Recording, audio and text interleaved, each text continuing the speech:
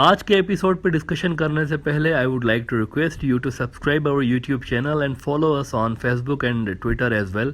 इसके अलावा अगर आप हमें सपोर्ट करना चाहते हैं तो that you can do through a Patreon also. Facebook, Twitter और पेट्रियन की जो लिंक्स हैं वो इस वीडियो की डिस्क्रिप्शन में आपको मिल जाएंगी। इसके अलावा इस चैनल के अबाउट सेक्शन में भी आपको इन तीनों वेबसाइट्स की लिंक्स मिल जाएंगी। इंडिया के अंदर जिस तरह से मुसलमानों को दीवार से लगाया जा रहा है इस वक्त, इस तरह के जुल्म की मिसाल तारीख में नहीं मिलती। 1947 के बाद पहली बार इतने ज़्यादा सख्त हालात मुसलमानों पे वहाँ पर आए हुए हैं।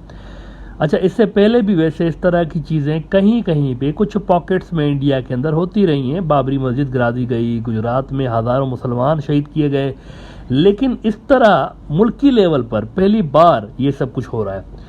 हिंदुत्व गुंडों की जानिब से इस्लाम की मुक़द्दस शख्सियतों के बारे में होने वाली गुस्ताखी के बाद इंडिया भर में जब मुसलमानों ने एहतजाज किया तो इसके फ़ौरन बाद इनके ऊपर अब इंतकामी कार्रवाइयाँ शुरू हो चुकी हैं और इस वक्त यूपी में मुसलमानों के घरों को इल्लीगल कहकर गिराने का अमल जारी है। हिंदुत्व के गुंडे जो कि आजकल मंत्री बने हुए हैं वो खुलेआम ऐलान करके मुसलमानों के घर गिरा रहे हैं। हिंदुत्व के बड़े गुंडों में से एक यूपी के मौजूदा मुख्यमंत्री, इनके एक चमचे का तरह आप ये स्टेटमेंट देखें जो कि टाइम्स नाउ में रिपोर्ट हुआ है कि every Friday is followed by Saturday. UP CM's media adviser gives bulldozer warning amidst the violence. इसमें देखिए वो मजीद एक और हिंदुत्व के इंतहा पसंद अरुण यादव जो कि बीजेपी हरियाणा के आईटी इंचार्ज हैं, उसका ट्वीट भी बता रहे हैं कि उसने क्या लिखा है। वो कह रहा है कि now Friday being stone day, Saturday should be declared as bulldozer day. अब ये मुसलमानों को वार्निंग दी जा रही है कि अगर आपने इवन पीसफुल प्रोटेस्ट भी किया तो बुलडोजर आपके घरों पे चलाएंगे। वैसे जर्मनी के जो सफाक कातिल थे ना, नाजीज, जिनसे इंस्पायर होके आरएसएस का बुनियाद डाला गया था, उनका भी तरीका वारदात यही हुआ करता था। नाजीज जो थे, हिटलर वाले, वो भी रिलीजियस माइनॉरिटीज़ के घरों को जाकर तोड़फोड़ करते थे, उनकी मार कुटाई करते थे और उस पर बड़ा खुश हुआ करते थे कि वाह भाई हमने तो बड़ा अच्छा काम किया है। लेकिन मित्रों, ये सारी हरकतें दुनिया भर में नोट हो रही हैं, ख़ास तौर पर मुस्लिम वर्ल्ड में और वेस्ट के अंदर भी नोट हो रही हैं। इंडिया की मिसाल इस वक्त एक टाइटैनिक के जैसी है जिसके सामने समुंदर में एक छोटी सी चट्टान उनको नज़र आ रही है और वो समझ रहे हैं कि तो छोटी सी चट्टान है, कुछ नहीं करेगी, लेकिन असल में इस छोटी सी चट्टान के नीचे, पानी के नीचे, ये तो सतह के ऊपर है ना, पानी की सतह के नीचे एक बहुत बड़ा मैसिव आइसबर्ग है और इंडिया का टाइटैनिक उस आइसबर्ग से टकराने जा रहा है। इंडियन मुसलमान ये छोटी सी चट्टान की तरह है, लेकिन नीचे पूरा मुस्लिम वर्ल्ड है। वो मुस्लिम वर्ल्ड जिस पर इंडिया बुरी तरह से डिपेंडेंट है, लेट मी रिमाइंड यू, बुरी तरह से डिपेंडेंट है। अगर उनका तेल ना मिले और उनकी अगर फॉरेन रिमिटेंसेस ही रुक जाए ना, खाली वो जो वहाँ से अरबों डॉलर्स इंडिया आ रहे होते हैं, कमा के भेज रहे होते हैं, अगर वो ही रुक जाए ना तो शायद इंडिया 3 से 4 महीने के अंदर अंदर दिवालिया हो जाए, बैंकरप्ट हो जाए। मैंने कहा कि दुनिया देख रही है इस वक्त। ब्लूमबर्ग दुनिया के बड़े न्यूज़ आउटलेट्स में से एक है, बड़ा वेस्टर्न न्यूज़ आउटलेट है। अब देखें इन्होंने क्या स्टोरी लगाई है। Modi can't afford to alienate middle east but don't count on foreign pressure to slow the growing marginalisation of Muslims within India itself. अब इसमें वो ये सारी बातें कर रहे हैं कि जी बीजेपी के जो नेता हैं वो भले ही उनको समझ में ना आ रहा हो कि कतर के प्रोटेस्ट की कितनी अहमियत है, लेकिन 40% इंडिया की जो नेचुरल गैस है वो कतर से आती है। इसी तरह से मिडल ईस्ट वाले इंडिया के लिए बहुत ज़्यादा इंपॉर्टेंट हैं, फॉरेन रिमिटेंसेस के हवाले से अरबों डॉलर्स वो कमा के भेज रहे होते हैं। लेकिन मैं आपको पर्टिकुलरली 1-2 जुमले इन्होंने जो लिखे हैं बड़े ही इंपॉर्टेंट है, वो दिखाना चाहूँगा। इसको देख लें, आप तेल को छोड़ दें, फॉरेन रिमिटेंस को, इसको भी छोड़ दें, लेकिन इंडिया के लिए कितना इंपॉर्टेंट है मिडल ईस्ट, अब ये ज़रा देखें ब्लूमबर्ग क्या कह रहा है। देखें, ये जो दुनिया के बड़े न्यूज़ आउटलेट्स होते हैं ना, इनके अंदर कोई चीज़ छपी हुई होती है ना, वो ऐसे ही नहीं छपी हुई थी, उसके पीछे कुछ ना कुछ एक वेट होता है। कह रहे हैं कि if you ask India's national security establishment which countries are its most valued partners in this field, they are more likely to name Saudi Arabia and the UAE than the US। अब देखें तीसरे number पे US, Saudi Arabia and the UAE. कौन? ये security establishment India की जो है उसके लिए वो कह रहे हैं। आगे वो कह रहे हैं कि these relationships aren't easy to write off and wouldn't be easy to rebuild. अब ये एक वार्निंग है, एक बार इनसे ख़राब हुआ ना आपके रिलेशंस, ये दोबारा आसानी से नहीं बनेंगे, बड़ी मुश्किल से बने हुए हैं, बड़ी मुश्किल से ये रिलेशंस बने हुए हैं। अब इससे अंदाज़ा लगाएं कि अमेरिका से ज़्यादा यूएई और सऊदी इंपॉर्टेंट है इंडियन सिक्योरिटी इस्टेब्लिशमेंट के लिए। अगर इंडिया के रिलेशंस इनसे बिगड़े हिंदुत्व के गुंडों के कारण, तो हाँ, इंडियन मुस्लिम्स को तो वो डैमेज करेंगे, लेकिन मित्रों इंडिया एज अ कंट्री हर तरह से धपड़धूस होना है फिर, मिलिटरली, डिप्लोमेटिकली, फाइनेंशियली। आपको क्या लगता है कि इनकी डिप्लोमेटिक आउटरीच कितनी है? ये जो मिडल ईस्ट वाले हैं दुनिया को चलाते हैं, ऑयल भी इनके पास है, स्ट्रेटेजिकली सबसे इंपॉर्टेंट खित्ता है दुनिया का ये मिडल ईस्ट।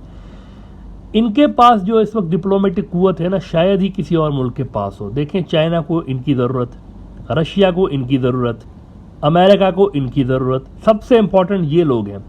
तो एक रेड लाइन इनकी तरफ से इंडिया के लिए खींची हुई है and they expect India to stay within that red line. You see, हालिया कुछ अरसे में जो ही रेड लाइन क्रॉस हुई है ना, तो उधर से ठग से वार्निंग आई है और पहली बार इंडिया के हिंदुत्व की जो सरकार है वो पैनिक में नजर आई है, पहली बार। और वो अपने गुंडों की कारस्तानियों पर एक्सप्लेनेशन देते हुए नजर आए कि ये तो फ्रेंच एलिमेंट्स हैं। पहले तो नहीं कहते थे, पहले जो गाली देता था उसको तो बड़ा इनाम देते थे, अब कह रहे हैं कि फ्रेंच एलिमेंट है। और बार बार क्लियर करना पड़ रहा है कि जी हम तो ना, हम एक्सट्रीमिज्म के खिलाफ हैं, हम सब मज़ाहिब की रेस्पेक्ट करते हैं। ये बीजेपी ने एक्सप्लेनेशन दी है, अपने लेटर हेड पे लिख के दिया है कि सारे रिलीजन्स की रेस्पेक्ट करते हैं। इंडियन एनएसए को कहना पड़ा, ईरान को, कि जी हम ना सबक सिखाएंगे जिन्होंने ये काम किया। उनको कहना पड़ा, we will teach them lesson. पहले तो कभी ऐसा नहीं हुआ। दिल्ली में मुसलमान मारे गए, सिटीजनशिप अमेंडमेंट एक्ट के प्रोटेस्ट में मारे गए, शहीद हो गए ना, क्या हुआ? किसी ने कुछ नहीं बोला। मुजफ्फरनगर में दंगे हुए, कुछ हुआ क्या? नहीं हुआ। ये रिएक्शन क्यों आया है? इस बार जो आया है डिफरेंट रिएक्शन आया। वजह क्या है? वजह यह है कि पहले जो थे ना वो इंडिया के इंटरनल इश्यूज थे ज़्यादातर। अब जो हुआ है ना, इस्लाम की मुकद्दस हस्तियों की बेहुरमती हुई, ये रेड लाइन है, क्योंकि इसका असर अरब मुल्कों की शहरियों पे पड़ता है, मुस्लिम वर्ल्ड एज अ होल उन पे पड़ रहा होता है। लिहाजा अब वो सबक सीख गए हिंदुत्व के गुंडे, यार ये मजहबी कार्ड खेलते हैं तो फिर तो ये पूरी दुनिया, मुसलमान दुनिया आ जाती है, इनके बिना तो काम नहीं चलना हमारा। लिहाजा अब मैं आपको बता रहा हूँ, स्ट्रेटजी चेंज हो रही है। बीजेपी की टॉप जो कमांड है ना, वहां पर ये चीज डिस्कस हो रही है, स्ट्रेटजी चेंज कर रहे हैं। अब सारे वाकयात जो है ना, उसको मजहब से हटा के मुसलमानों के ऊपर किसी दूसरे तरह से उनको तंग करने के पीछे स्ट्रेटजीज बन रही हैं। जैसा कि आजकल हो रहा है कि उनके घर गिराए जा रहे हैं, लेकिन मजहबी एलिमेंट उसमें शामिल नहीं किया जा रहा। कहा यह जा रहा है कि इलीगल घर हैं, गैर कानूनी तौर पर बने हुए, हालांकि गैर कानूनी तौर पर बने हुए नहीं है। गैर कानूनी तौर पर सिर्फ मुसलमानों की बस्तियां हैं क्या? उधर तो बहुत सारी हिंदू बस्तियां हैं, वो भी तो गैर कानूनी है। बहुत सारे दूसरे मज़ाहिब की बस्तियां हैं, गरीब बस्तियां भी है, बहुत सारी ऐसी ही बनी हुई हैं, लेकिन टारगेट हो रहा है मुसलमान। कहा यह जा रहा है कि इलीगल है, मज़हब को नहीं लाया जा रहा। मज़हब को लाया जाएगा तो ठग से उधर से आएगा कि ये रेड लाइन क्रॉस कर रहे हो, होशियार, खबरदार।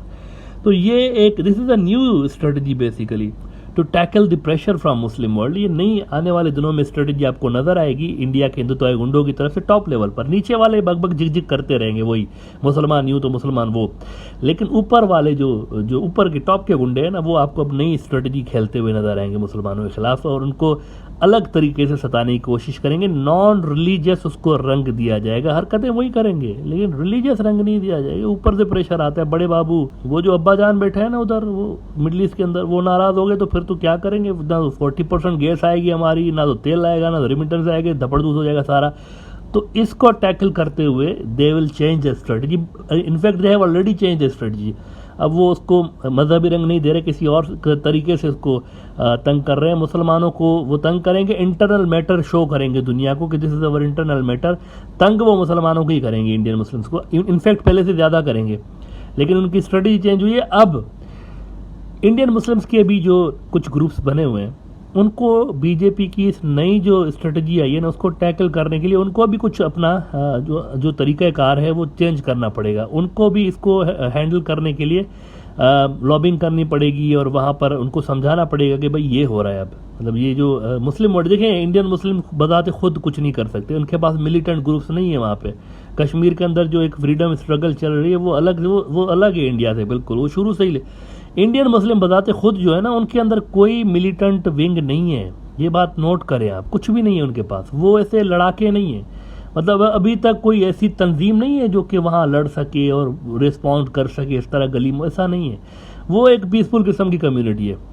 उनकी जो कुव्वत है ना वो डिप्लोमेटिक कुव्वत है, उनकी आउटरीच है। उनको वहाँ वो जो दरवाजे हैं वो खटखटाने चाहिए, वहाँ से सबसे ज़्यादा हिंदुत्व गुंडों के ऊपर प्रेशर डलवाया जा सकता है। और ये चीज़ उनको कन्विंस करानी पड़ेगी, समझानी पड़ेगी कि this is how we will be targeted in next phase.